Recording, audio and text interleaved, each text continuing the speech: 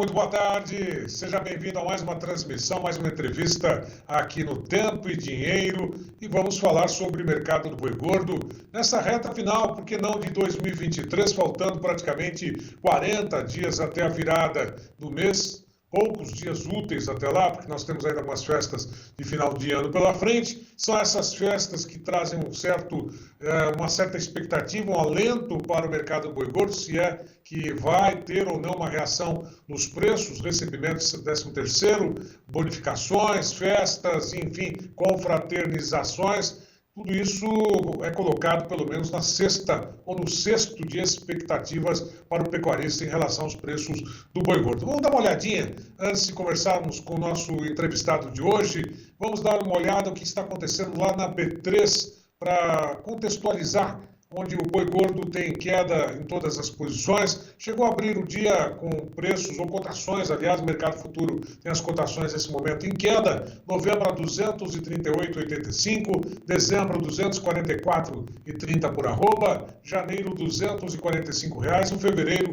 244,60. O fevereiro é o único que se mantém no lado positivo, a 244,60, com uma alta de zero, variação positiva, né, como eu prefiro dizer, né, 0,12%. Mas está aí, janeiro a R$245. Será que esse já é o que o mercado está mirando, o valor para 245 no mês de janeiro? E dezembro, como é que fica a situação? Bom, falando e observando essas cotações do mercado futuro, nós vamos até Bebedouro conversar com o nosso convidado, o analista de mercado, Iberville Neto, que já está conosco. Aqui eu agradeço mais uma vez a disponibilidade de falar aqui no Tempo e Dinheiro. Iberville, boa tarde para você. Boa tarde, Braga. Boa tarde a todos. É um prazer, Braga. Bom, observando o mercado futuro, o que a gente pode concluir? O que a gente pode esperar para a arroba do boi gordo no mercado físico? Será que traz alguma sinalização ou não? Esse mercado futuro ele está apontando para um dezembro, um janeiro um pouco melhor do ponto de vista de preços do que até o novembro, né? Não é uma curva historicamente comum, mas demonstra a expectativa com relação a esse momento mais firme do mercado que a gente está vivendo. Depois desses feriados do meio da última semana, no começo dessa, a gente teve uma diminuição aí das negociações, uma diminuição das programações de abate, e a gente tem um cenário um pouco mais firme. Então, essa segunda quinzena de novembro, ela está sendo de preços firmes no mercado atacadista, e isso vai ao encontro desse momento de final de ano um pouco mais interessante do ponto de vista de escoamento que você bem ponderou, né? A gente tem 13º, tem contratações temporárias, tudo isso ajuda a fazer com que a segunda quinzena de novembro seja mais leve do que outras segundas quinzenas aí dos outros meses. Agora a gente tem o pagamento dos 13º salários, a primeira parcela costuma cair no final de novembro, e isso gera uma expectativa de um dinheiro a mais ali se somando ao pagamento dos salários no início de dezembro. Então, vai mantendo aí uma expectativa interessante do lado da demanda, só que do lado da oferta, só não, né? E se somando a isso, do lado da oferta, a gente tem a saída dos animais de confinamento, que é o que tudo indica, a maior parte já ficou para trás, até porque a gente está entrando naquele momento, de que o gado que está saindo agora foi o gado que entrou em agosto. Então, é aquele período completamente adverso de preços. Então, do lado da oferta de gado de confinamento, a gente tem esse ponto, e do lado da oferta de pastagens, a gente tem um cenário muito adverso por conta do El Niño, né? Nós estamos desde o final do primeiro semestre, meados do primeiro semestre, com o El Niño vigente, e isso gera diminuição das chuvas no centro-norte, nordeste, e mais chuvas no sul. E ele tem sido bem característico esse ano, até, e com uma intensidade bem pronunciada. A gente, Brasil afora, ele está com uma qualidade de pastagens bem ruim, em geral, claro que sempre tem as exceções, e isso tende a atrasar um pouco essa oferta de gado de pastagem. Possivelmente é um dos elementos aí que tem sustentado essas cotações no começo de 2024, nesse patamar positivo frente a novembro, por exemplo. Bom, agora, Iberville, você tem dois pontos aí que você tocou, que é uma questão do clima, que a gente vai abordar na sequência, e outra, a disponibilidade de animais, geralmente nesse final de ano, enfim, a entrada dos animais em confinamento. Agora, a expectativa é de que ocorra uma redução nessa oferta. Essa oferta está sendo reduzida realmente, já pode dar um certo alento ao pecuarista. A redução também nas escalas de abate sendo registradas aí em boa parte do país, ou não? Qual que é a lógica nesse momento? Aumentou a oferta ou diminuiu a escala de abate? É lógico que uma coisa está ligada à outra, né? Não tem como fugir, né? Mas porque tem a entrada também de animais de confinamento nesse sentido, né?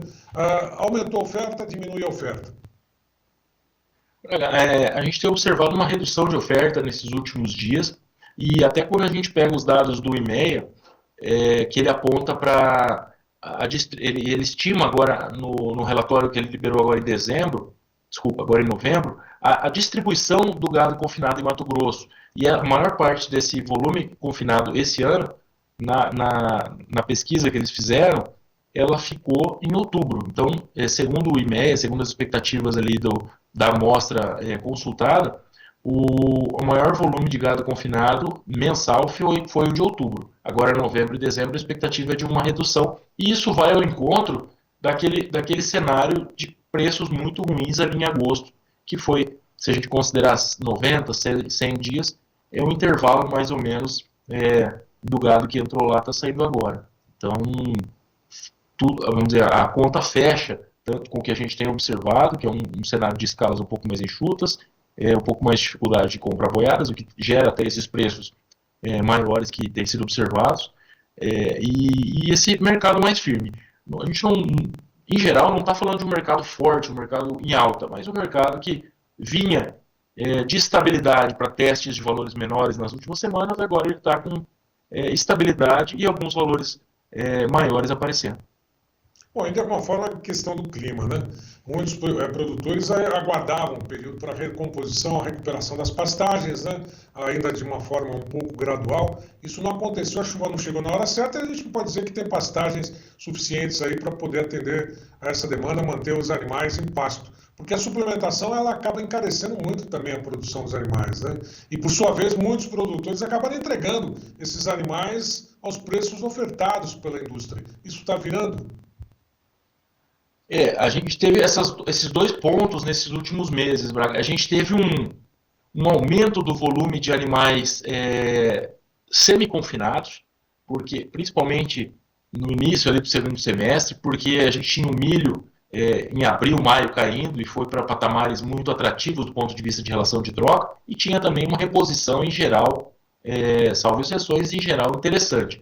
Então, antes do mercado dar aquela desanimada toda, muita gente colocou esse gado em semi-confinamento. Depois, aí realmente a gente já tem um cenário de muito pouca atratividade nas contas, mas esse semi-confinamento ele esteve presente na oferta esse ano e ele ajudou a incomodar um pouco o mercado.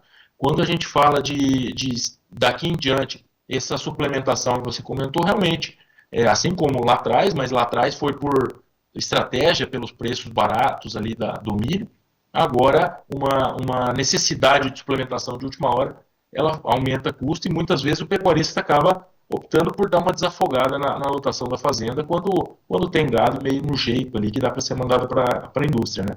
Então foi o que a gente observou até nas últimas semanas, ao longo de outubro, a gente considera, no início de novembro também, que tem havido esse efeito, que esse atraso das chuvas, que em muitas regiões elas começam ali em meados de setembro, início de outubro, esse atraso das chuvas ele pode ter gerado uma venda adicional de gado do que nós esperaríamos observar, pensando no gado de pastagem. E tem algumas regiões, eu estive agora em Mato Grosso semana passada, que a pastagem chegou a ver um volume de chuvas que deu uma retomada na qualidade dessas pastagens e depois ela secou de novo, sabe? Então a gente tem o El Niño, ele em geral ele gera mais seca para a região norte, nordeste, mas ele também gera chuvas de baixa qualidade, entre aspas, uma pluviosidade mais errática do que seria o esperado para a época do ano.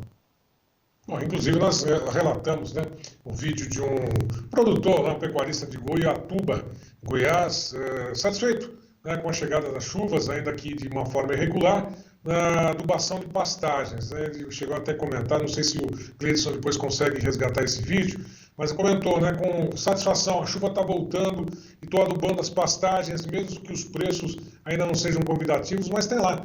O mundo vai ter que comer, né? O mundo vai ter que ter alguém que possa fornecer. É lógico que quem vai fornecer, no caso, os pecuaristas aqui do Brasil, tem que ter uma remuneração adequada para poder fechar os custos, né? A conta, né? Porque senão ninguém vai trabalhar para poder ter prejuízo. Agora, essa questão toda de previsão do tempo, essa questão do El Niño, isso está sendo colocado na conta também quando a gente fala de exportações, porque o volume de exportações até que está adequado, né? Mas os preços caíram muito também. Será que, recuperando os preços do mercado internacional, isso vai respingar também na recuperação, ou possível recuperação de preços da arroba do boi gordo aqui no Brasil ou não?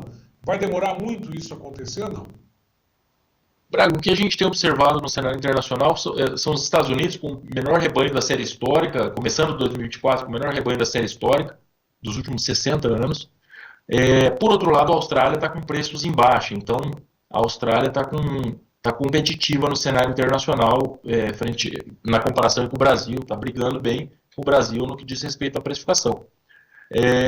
Qualquer ajuda de uma valorização maior no cenário internacional, ela tende a dar mais espaço para a indústria pagar mais pela arroba, mas eu diria que enquanto a gente tiver uma oferta suficiente e confortável para a indústria, ela não vai repassar isso por bondade, né? De maneira geral, a gente espera que 2024 seja um ano de preços mais firmes, um ano um pouco mais enxuto do ponto de vista de oferta, sem aumentos fortes, talvez até um patamar ainda elevado de oferta de gado, mas sem esses saltos que nós tivemos em 22 e 23. E depois 25, na nossa visão, já é um ano, aí sim, um ano mais positivo mesmo, do ponto de vista de precificação. Não que 2024 vai ser um ano necessariamente ruim, é um ano, na nossa visão, melhor que 23. Difícil seria também ser pior do que foi esse ano, né? Mas é um ano de preços mais firmes, talvez com o mercado evoluindo um pouco mais no segundo semestre. Sem bola de cristal, mas se fosse para a gente traçar um resumo aí da expectativa para preço, seria nessa linha. Eu falei de Goiatuba, também Goiás, mas de Tumbiara, né? De Tumbiara, lá o Wilson Ribeiro, esse vídeo que você tem nas mãos, Gleidson, mostrando exatamente ao contrário, né, essa questão das chuvas, né? Nós temos aí essa questão das chuvas voltando, bacana, legal, mas só olha, é um outro vídeo, inclusive, relatando essa questão da adubação das pastagens, né? Eu falei da chuva, esta é uma questão também que foi mostrada com a chegada das chuvas no estado de Goiás. E na sequência, depois a gente resgata essa questão do vídeo do Wilson Ribeiro, né, fazendo a adubação dos pastos. Agora a pergunta que vale 1 milhão de arrobas. Né, esses preços estão sendo praticados atualmente, ou observando a 245 lá para janeiro na B3. Será que a gente chega nesse patamar 245 aí nesse mês? Será que isso acontece?